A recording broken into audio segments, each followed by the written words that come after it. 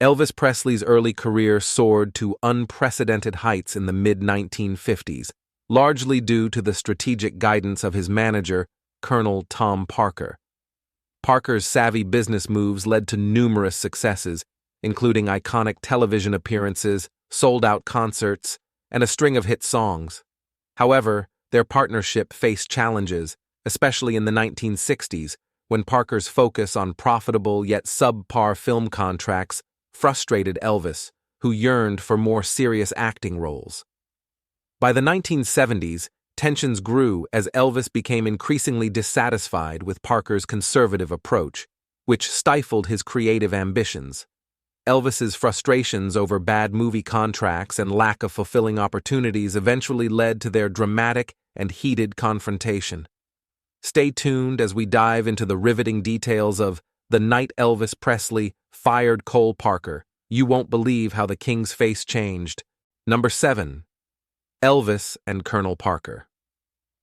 Elvis Presley's early career catapulted him into the spotlight in the mid-1950s, capturing the hearts of fans worldwide with his revolutionary blend of rock and roll, rhythm and blues, and gospel.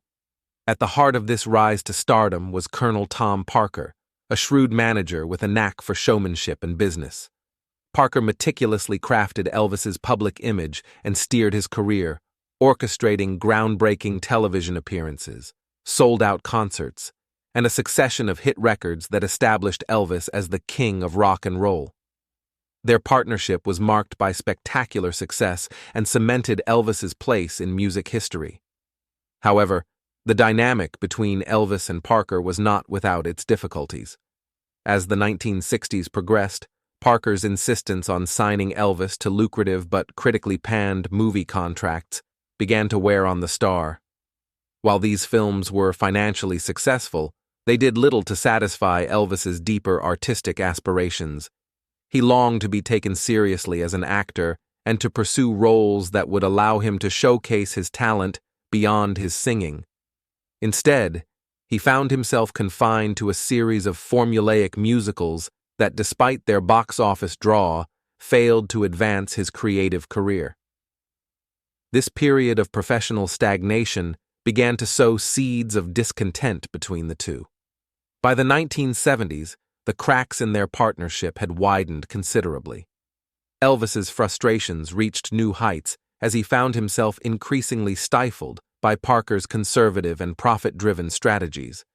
While Elvis yearned for new artistic challenges, such as embarking on international tours and securing substantial film roles, Parker remained fixated on the tried-and-true formula that prioritized immediate financial gain over long-term creative fulfillment. This growing rift between their visions for Elvis's career only intensified as Parker's reluctance to adapt became more apparent. The culmination of these tensions was a series of increasingly poor decisions by Parker, including more bad movie contracts and a general indifference to Elvis's artistic goals. These frustrations boiled over in 1973, leading to a dramatic and heated confrontation. Elvis, fed up with the direction his career was taking and Parker's apparent lack of support for his ambitions, finally decided to take a stand. This explosive fallout was a turning point that highlighted the deep-seated issues that had been simmering beneath the surface of their long-standing partnership. Number 6. Setting the stage. September 3, 1973. Elvis's Las Vegas show at the Hilton Hotel had become a staple of his career by the early 1970s.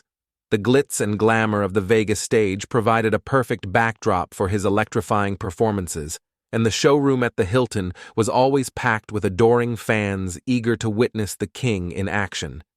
Each show was a spectacle of music, charisma, and showmanship, with Elvis donning his iconic jumpsuits and captivating audiences with his powerful voice and magnetic stage presence. Despite the outward success and the ongoing allure of the Vegas lights, a deeper frustration was beginning to brew within Elvis. Beneath the surface, Elvis was growing increasingly disillusioned with the routine of the Las Vegas gigs.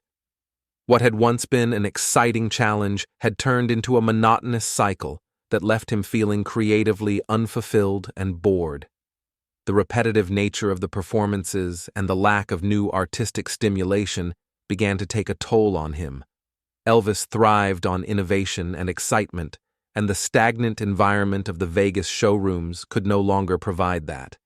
He yearned for something more, a new frontier that could reignite his passion for performing and allow him to explore different facets of his talent.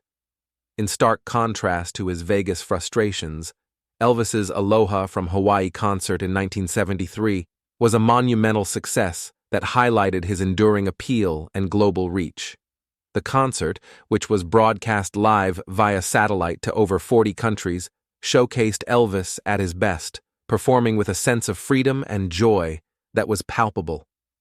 The unprecedented success of this event proved that he was still a force to be reckoned with on the world stage and reaffirmed his desire for new challenges. Elvis saw the potential for a world tour, envisioning the opportunity to connect with international fans and bring his music to new audiences. Moreover, Elvis's aspirations extended beyond the concert stage. He longed to break away from the formulaic and often lackluster movie roles that had characterized much of his film career in the 1960s. He desired substantive roles that would allow him to be taken seriously as an actor and to challenge himself artistically. The Aloha from Hawaii concert had reignited his passion and given him a glimpse of what could be possible, fueling his frustration with the constraints imposed by his current situation in Las Vegas. This yearning for growth and new opportunities was at the heart of his growing dissatisfaction and would ultimately lead to significant changes in his professional life. Number 5. The concert. Unprofessional acts and tensions rising. During the fateful Las Vegas show at the Hilton Hotel, Elvis Presley engaged in several unconventional acts that deeply irritated Colonel Tom Parker. Known for his spontaneous and playful nature, Elvis decided to deviate from the usual script, infusing his performance with a sense of humor and unpredictability. One of the most memorable moments was when Elvis climbed onto the back of his friend and bodyguard, Lamar Fike, and paraded around the stage. This unexpected display of camaraderie and jesting was a stark departure from the polished professionalism that Parker insisted upon, and it left the Colonel fuming. To Parker, such antics were unprofessional and risked tarnishing the carefully maintained image of Elvis as a consummate performer. Adding to the night's peculiarities, Elvis brought out a bed during his performance of What Now My Love. This act was intended to be a humorous and theatrical element, but it only further infuriated Parker. The sight of Elvis reclining on the bed while delivering the poignant lyrics of the song was an irreverent twist that Parker viewed as crossing the line. For Parker, this was not just a breach of decorum, but a direct challenge to his authority and vision for Elvis's stage persona. The bed stunt, much like the ride on Lamar's back, symbolized Elvis's growing defiance and his desire to break free from the rigid constraints imposed by his manager. The tension between Elvis and Parker was compounded by an incident involving Mario, a waiter at the Hilton Hotel's Italian restaurant. Mario had become a familiar face to Elvis, and the two had developed a rapport. Mario's wife was battling cancer, and Elvis, known for his generosity and empathy, took a personal interest in their plight. He even visited Mario's home to pray for his wife, showcasing his compassionate side that endeared him to many. This personal connection made what happened next all the more impactful. When the Hilton management decided to fire Mario, possibly due to misunderstandings or suspicions about his interactions with Elvis, it struck a nerve with the singer. Elvis was deeply upset by Mario's dismissal and approached Colonel Parker for assistance in rectifying the situation. However, Parker, ever the pragmatist focused on maintaining the status quo, refused to intervene, insisting it was not their place to meddle in the hotel's affairs. This lack of support from Parker added fuel to Elvis's already smoldering frustrations. On stage, Elvis openly criticized the Hilton's decision, using his platform to voice his disapproval and plead for Mario's job. This public outburst was not just a display of loyalty to a friend, but also a manifestation of Elvis's growing discontent with Parker's management style. It highlighted the stark contrast between Elvis's heartfelt, human approach and Parker's cold, business-centric mindset, setting the stage for their explosive confrontation later that night. Number 4. The onstage outburst. Elvis Presley's public comments about Mario's firing were a striking deviation from his usual stage banter, revealing a rare glimpse into his personal values and frustrations. During the performance, Elvis took a moment to address the audience directly, speaking about the Hilton's decision to dismiss Mario, a longtime waiter who had become a friend. With a blend of sincerity and indignation, Elvis condemned the hotel's actions, emphasizing Mario's loyalty and the unjust nature of his termination. His impassioned plea for Mario's job was not just an isolated act of kindness, but also a bold statement against what he perceived as corporate callousness. This moment of vulnerability and defiance resonated deeply with the audience, many of whom were likely unaware of the behind-the-scenes tensions, but could feel the authenticity and urgency in Elvis's words. The impact of Elvis's comments on the audience was immediate and profound. Fans who had come to enjoy a night of music found themselves witnessing a raw, unfiltered moment of social commentary from the king himself. The unexpected nature of his speech added to its power, drawing a mix of applause, surprise, and admiration from the crowd. For many, it was a reminder of Elvis's humanity and his willingness to stand up for those he cared about, even at the risk of professional repercussions. This act of solidarity with Mario showcased Elvis not just as an entertainer, but as a person of principle, willing to use his platform to champion the underdog. For Colonel Parker, however, Elvis's public outburst was a direct affront to his authority and his meticulously managed image of the star. Parker had always maintained a strict separation between Elvis's professional persona and any personal or political statements, believing that the latter could jeopardize the former's appeal. Elvis's criticism of the Hilton management not only violated this unwritten rule, but also threatened to disrupt the lucrative relationship between Parker, Elvis, and the hotel. Parker, who prided himself on controlling every aspect of Elvis's career, saw this public dissent as a dangerous precedent.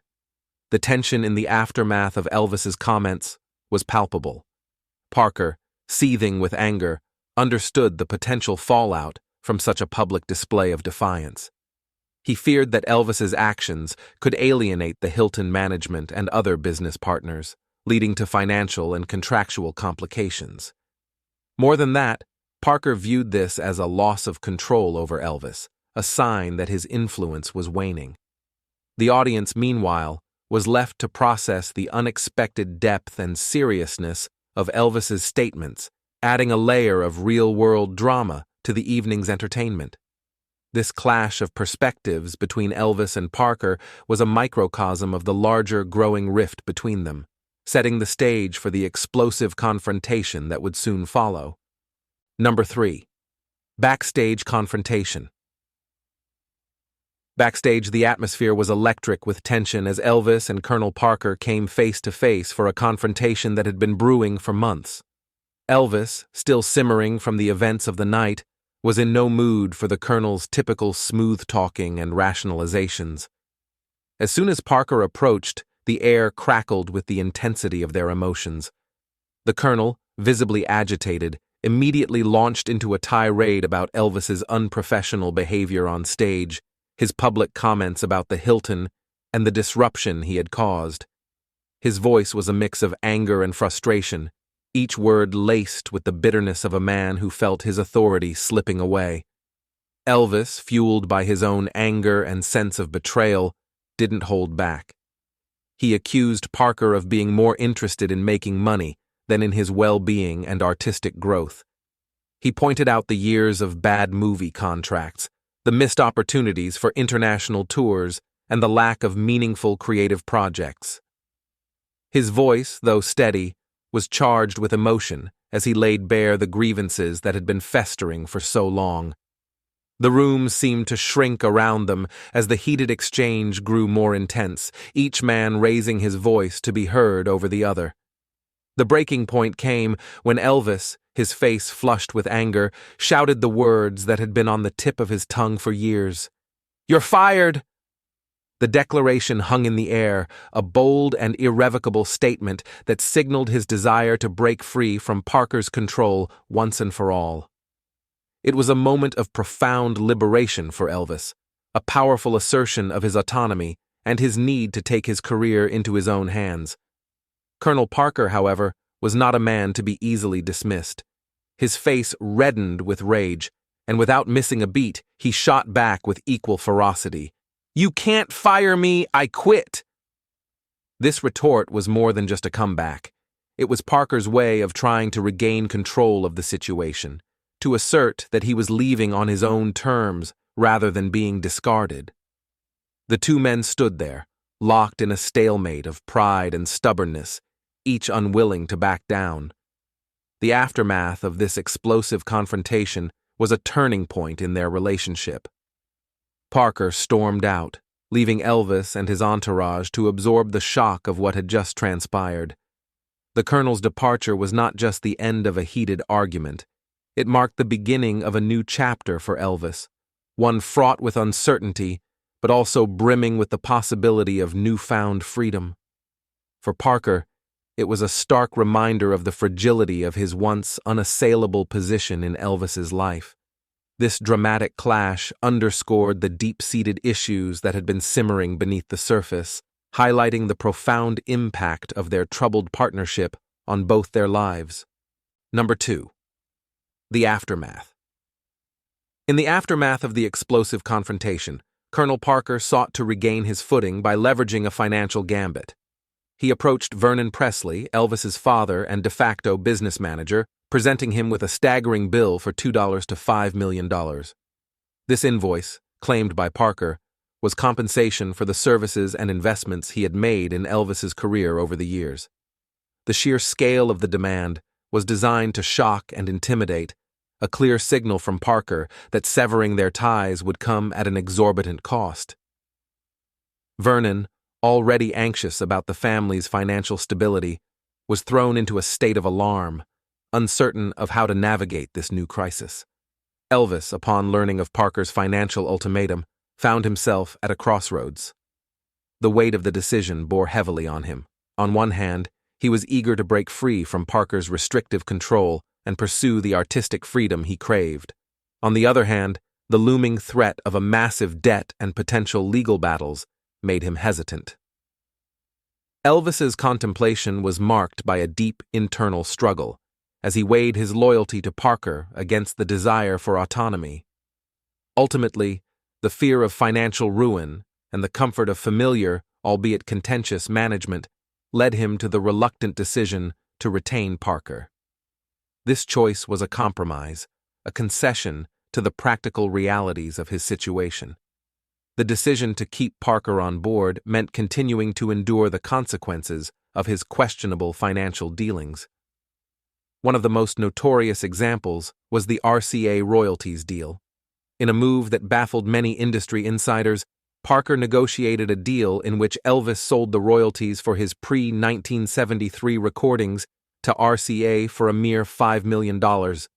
This included iconic hits like Hound Dog, Jailhouse Rock, and Heartbreak Hotel, which would go on to generate millions in revenue over the years.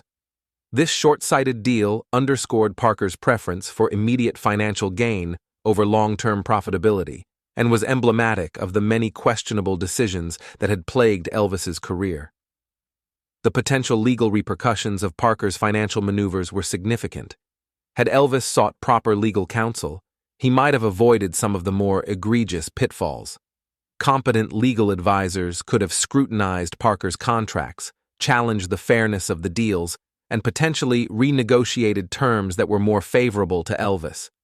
Additionally, they could have provided Elvis with a clearer understanding of his rights and options, empowering him to make more informed decisions about his career.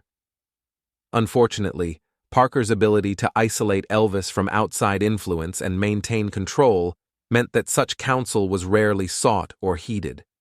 In retrospect, the saga of Elvis and Parker's financial entanglements serves as a cautionary tale about the importance of sound legal and financial advice in the entertainment industry. Elvis's talent and success were undeniable, but his reliance on Parker's guidance without critical oversight ultimately cost him dearly. The consequences of these decisions were far-reaching, impacting not only his financial legacy but also the trajectory of his career and personal life. Number 1. Reflection and analysis. Elvis Presley's loyalty to Colonel Tom Parker, despite their numerous conflicts, was rooted in a complex mixture of gratitude, fear, and a deep-seated sense of obligation. From the early days of his career, Parker had been the architect of Elvis's meteoric rise to fame, securing lucrative deals, orchestrating groundbreaking television appearances, and managing the logistics of a demanding tour schedule. This history of shared success created a bond that Elvis found hard to sever, even as the relationship became increasingly strained. Parker had not only been his manager, but also a father figure and protector in the ruthless world of show business. This emotional connection made it difficult for Elvis to imagine navigating his career without Parker's guiding hand, even when it was clear that Parker's decisions were not always in his best interest. Speculating on how Elvis's career might have unfolded with a different manager offers a tantalizing glimpse into what could have been. A manager more attuned to Elvis's artistic ambitions might have steered him away from the formulaic and often demeaning movie roles that Parker secured. Instead, Elvis could have pursued serious acting opportunities that showcased his talent and depth, possibly earning critical acclaim and a more diverse legacy in Hollywood. Additionally, a new manager might have embraced the idea of international tours, allowing Elvis to perform for his global fan base and solidifying his status as a worldwide cultural icon. Such a shift could have revitalized Elvis's career, providing the creative challenges he craved and reducing his reliance on the repetitive Las Vegas gigs that eventually bored him. The duality of Colonel Parker's role in Elvis's career is a study in contrasts, highlighting both the benefits and detriments of their partnership. On one hand, Parker's business acumen and promotional genius were instrumental in catapulting Elvis to unprecedented heights of fame and fortune. His innovative marketing strategies, such as the landmark television specials and the early film contracts, played a crucial role in establishing Elvis as a household name. However, this same focus on commercial success often came at the expense of Elvis's artistic integrity and personal well-being. Parker's insistence on controlling every aspect of Elvis's career led to decisions that prioritized immediate financial gain over long-term artistic development. This included the ill-advised movie contracts, the short-sighted RCA royalties deal, and the relentless schedule that contributed to Elvis's physical and mental decline. In essence, Parker's management style was both a blessing and a curse. His ability to navigate the entertainment industry's complexities brought Elvis unparalleled success, but his lack of vision for Elvis's artistic growth and his exploitative tendencies also stifled the singer's potential. The resulting dynamic was one of constant tension, with moments of triumph often overshadowed by periods of frustration and conflict. Understanding this duality is key to comprehending the full scope of Elvis's career and the profound impact Parker had on the trajectory of his life and legacy. Recapping the dramatic events of the night Elvis Presley fired Colonel Tom Parker underscores a pivotal moment of defiance and self-assertion in Elvis's life. This confrontation was more than just a heated argument. It symbolized years of mounting frustrations and unfulfilled ambitions coming to a head. Elvis's decision to challenge Parker's authority and the ensuing fallout highlighted the deep-seated conflicts that had long plagued their relationship.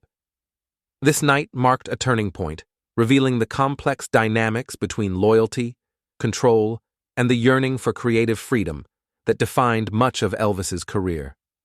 These events not only provide a deeper understanding of Elvis as an artist and a person, but also invite reflection on the broader implications of managerial influence in the entertainment industry.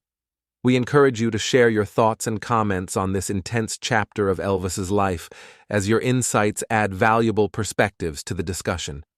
Don't forget to subscribe to our channel for more in-depth explorations of Elvis Presley's life and legacy, and join us as we uncover more fascinating stories behind the King of Rock and Roll.